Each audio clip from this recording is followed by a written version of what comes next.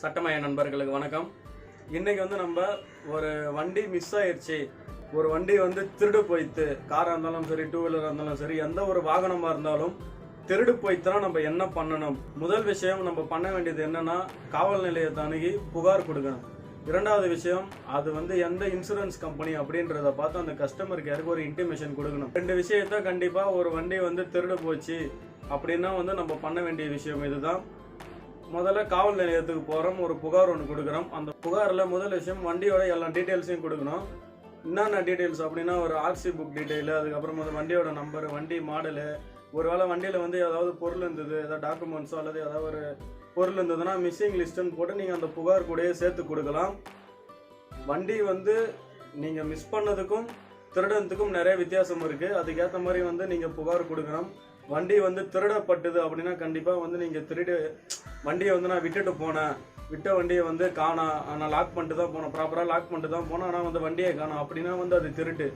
அதை நீங்கள் மென்ஷன் பண்ணி ஒரு புகாரை கொடுக்கணும். புகாரை கொடுத்ததுக்கப்புறமா காவல் நிலையத்தில் உடனே வழக்கு பதிவு பண்ண மாட்டாங்க.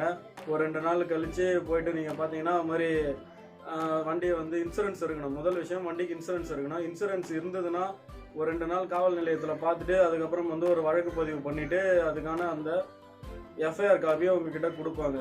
அதை நீங்கள் எடுத்துகிட்டு போயிட்டு ஏற்கனவே இன்டிமேட் பண்ண அந்த இன்சூரன்ஸ் கம்பெனியில் வண்டியோட ஒரிஜினல்ஸ் எல்லாத்தையும் எடுத்துகிட்டு போனோம். அதுக்கப்புறம் வண்டியோட சாவி, இந்த எஃப்ஐஆர் காப்பி அதை எடுத்துகிட்டு போயிட்டு கொடுக்குறோம். இது எல்லாத்தையும் இன்சூரன்ஸ் கம்பெனியில் கொடுத்தீங்கன்னா இந்த கிளைமுக்கான மற்ற ப்ரொசீஜர்ஸ் எல்லாமே இன்சூரன்ஸ் கம்பெனி ஃபாலோ பண்ணோம். அது இல்லாமல் காவல் நிலையத்தில் ஒரு மாதம் கழித்து அல்லது ஒரு 2 மாதம் கழித்து நீங்கள் போனீங்கன்னா என்டிசி அப்படின்னு சொல்லுவாங்க. இந்த என்டிசின்றது என்னென்னா, நான் ட்ரேசபிள் சர்டிஃபிகேட். நீங்கள் ஒரு புகாரை காவல் நிலையத்தில் கொடுத்தீங்க, வழக்கு பதிவு பண்ணதுக்கப்புறமா அந்த வண்டியில் வண்டியை நான் தேடி பார்த்தேன், கிடைக்கல அப்படின்றத இந்த என்டிசின்னு சொல்கிற இந்த நான் ட்ரேசபிள் சர்டிஃபிகேட் அதை நம்மக்கிட்ட கொடுப்பாங்க. அதை எடுத்துகிட்டு நீங்கள் இன்சூரன்ஸ் கம்பெனியில் கொடுத்தீங்கன்னா அடுத்தது இந்த கிளைம் ப்ரொசீஜர் ஃபுல்லாகவே இன்சூரன்ஸ் கம்பெனி பார்த்துக்கும். இன்சூரன்ஸ் கம்பெனியில் எக்ஸிக்யூட்டிவ் ஆர்டிஓக்கு சொல்லிக்குவாங்க. இதுதான் நடைமுறையில் இருக்கிறது. ஒருவேளை நீங்கள் இன்சூரன்ஸ் போடலைன்னா என்ன ஆகும்? இது ரொம்ப ஒரு முக்கியமானது. ஒருவேளை உங்கள் வாகனத்துக்கு நீங்கள் இன்சூரன்ஸ் போடலாம், ஆனால் வண்டி திருடு போயிட்டு அப்படின்னா நீங்கள் காவல் நிலையத்தில் கண்டிப்பாக புகார் கொடுக்கணும். எதற்காகனா, ஒருவேளை வண்டி வேறு ஏதோ ஒரு இல்லீகலுக்கு அல்ல ஏதாவது ஒரு ஆக்டிவிட்டீஸுக்கு ஏதாவது பயன்படுத்தினாங்கன்னா அது உங்களுக்கு என்றைக்கா இருந்தாலும் பிரச்சனையாகும். அதனால் நீங்கள் காவல் நிலையத்தில் ஒரு புகார் கொடுக்கறது என்றைக்குமே ஒரு சேஃப்டியான விஷயம். கொடுத்ததுக்கப்புறமா காவல் நிலையத்தில் உங்கள் புகாரை வாங்கிக்கின்னு அதுக்கு ஒரு ரசீது அவங்க கொடுப்பாங்க.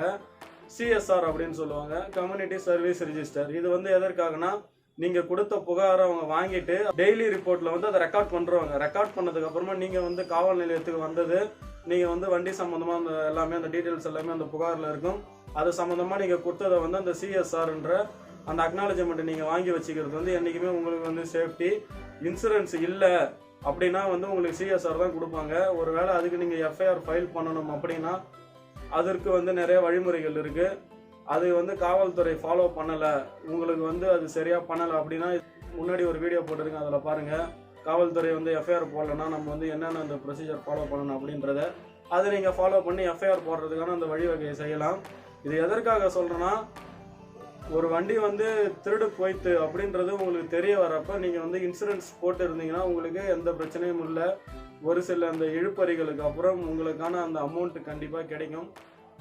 ஒருவேளை நீங்கள் இன்சூரன்ஸ் போடலை அப்படின்னா அந்த சிஎஸ்ஆர் தான் உங்களுக்கு ஒரு ப்ரூஃப். நீங்கள் புகார் கொடுத்ததுக்கு அந்த சிஎஸ்ஆரை நீங்கள் கண்டிப்பாக உங்ககிட்ட வச்சுருக்கணும். ஒருவேளை ஃப்யூச்சரில் உங்கள் வாகனம் கிடைச்சிருச்சு, உங்களுக்கு உங்கள் வண்டி கிடைச்சது தெரிய வந்தது, ஒருவேளை ஏதோ ஒரு காவல் நிலையத்தில் பிடிப்பட்ட நபர் உங்கள் வண்டியை கொடுத்துட்டாரு அப்படின்னா நீங்கள் இந்த சிஎஸ்ஆரை காமிச்சு உங்களோட வாகனத்தை மறுபடியும் வாங்கிக்கலாம். எதுக்காக இன்சூரன்ஸ் அப்படின்றதும் ஏற்கனவே ஒரு வீடியோவில் போட்டுருக்கேன், அதை மறக்காமல் பாருங்கள். இதுதான் நீங்கள் ஒரு வண்டி திருடு போயிட்டு அப்படின்னா நீங்கள் பண்ண வேண்டிய விஷயம் காவல் நிலையத்தை அணுகணும். காவல் நிலையத்தில் இந்த ப்ரொசீஜர்ஸ்லாம் ஃபாலோ பண்ணிங்கன்னா கண்டிப்பாக உங்களுக்கான அந்த ஒரு இன்சூரன்ஸ் அமௌண்ட் கிடைக்கும். இதுதான் காவல் நிலையத்தில் இப்போ வரைக்கும் நடைமுறையில் இருக்கிறது. நீங்கள் இன்சூரன்ஸ் போட்டு இருந்தீங்கன்னா எஃப்ஐஆர் கண்டிப்பாக போடுவாங்க. ஒருவேளை இன்சூரன்ஸ் இல்லை அப்படின்னா எஃப்ஐஆர் காவல்துறை போடுறதுக்கு யோசிப்பாங்க. அதற்கு இதெல்லாம் அவங்க சிஎஸ்ஆர்னு சொல்கிற அந்த ரசீதை கொடுப்பாங்க. அது சிஎஸ்ஆர்ன்றது ஒன்றும் கிடையாது, கம்யூனிட்டி சர்வீஸ் ரிஜிஸ்டர்னு சொல்கிறாங்க. இது எதற்காக அப்படி சொல்கிறாங்கன்னா, நீங்கள் கொடுத்த அந்த புகாருக்கான ஒரு ரெசிப்ட், அவ்வளோதான். நான் இந்த டேட்டில் காவல் நிலையம் வந்தேன், இது சம்மந்தமாக நான் புகார் கொடுத்தேன் அப்படின்றத காவல்துறையை ரெக்கார்ட் பண்ணுறதுக்காக தான் இந்த சிஎஸ்ஆர்னு சொல்கிறது. அது வந்து ஒரு அக்னாலஜ்மெண்ட் தான். அதை வச்சுக்கிட்டு நீங்கள் ஃபியூச்சரில் யூஸ் பண்ணிக்கலாம். இதுதான் வந்து இப்போ வரைக்கும் ஒரு வண்டி வந்து திருடு போய்த்தோம் அப்படின்னா வந்து ஒரு நடைமுறையில் இருக்குது. சட்ட மையத்தில் இணைந்ததுக்கு நன்றி. சேனலை பின்தொடராதவங்க பின்தொடருங்க. மறுபடியும் வேறு ஒரு வீடியோவில் சந்திக்கிறோம். நன்றி, வணக்கம்.